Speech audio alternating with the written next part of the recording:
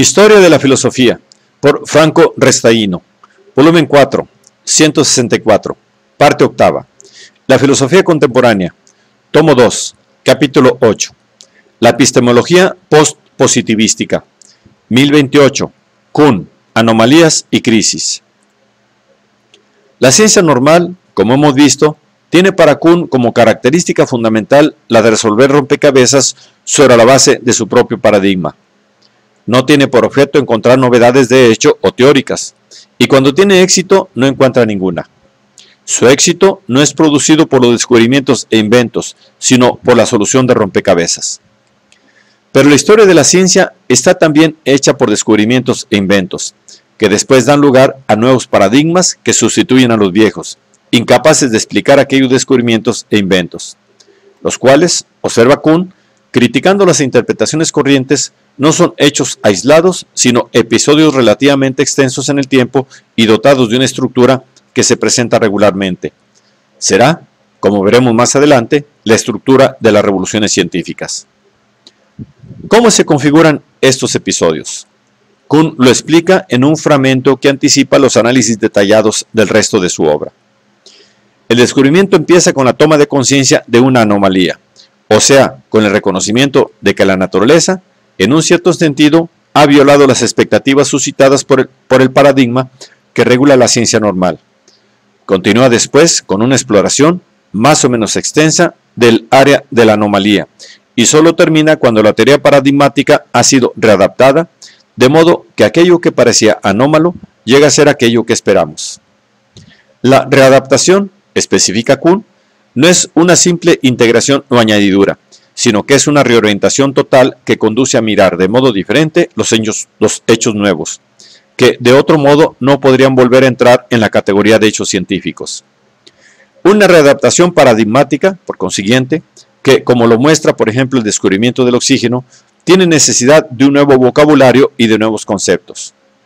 El científico de la ciencia normal es generalmente reacio a ver las anomalías, las cuales, si son importantes, producen como consecuencia última el abandono y la sustitución del viejo paradigma. El análisis de tres conocidos episodios de descubrimiento, el nacimiento de la astronomía copernicana, el emerger de la teoría de Lavoisier sobre la función del oxígeno en la combustión y la afirmación de la teoría de la relatividad, confirma, según Kuhn, la complejidad de la situación que cada vez se crea frente al peligro representado por las nuevas teorías para los viejos paradigmas. En estos casos, y más en general en todas las revoluciones científicas, el abandono del viejo paradigma y la aceptación de otro nuevo están precedidos y acompañados por una situación de crisis. El viejo paradigma resulta incapaz de explicar las anomalías presentadas. Esta quiebra provoca una proliferación de teorías, que de modos distintos intentan dar explicación satisfactoria. La teoría vencedora pone fin a la crisis y es aceptada como nuevo paradigma. Llegados a este punto, la revolución científica se ha cumplido. Kuhn se detiene largo tiempo en la delineación de la situación de crisis, con análisis psicológicos sobre el comportamiento de los científicos y sociológicos, sobre el comportamiento de la comunidad científica implicada, que enriquecen el cuadro de la explicación filosófica total. Para que sobrevenga la crisis, es necesario que las anomalías presentadas no sean unos simples rompecabezas de un tipo nuevo, que se pueden solucionar con pequeñas adaptaciones del paradigma en vigor, sino que sean capaces de poner en juego el paradigma mismo en sus capacidades de explicación y solución. En este punto, el paradigma pierde su carácter absoluto y rígido, es sometido a discusión en la comunidad científica que lo compartía.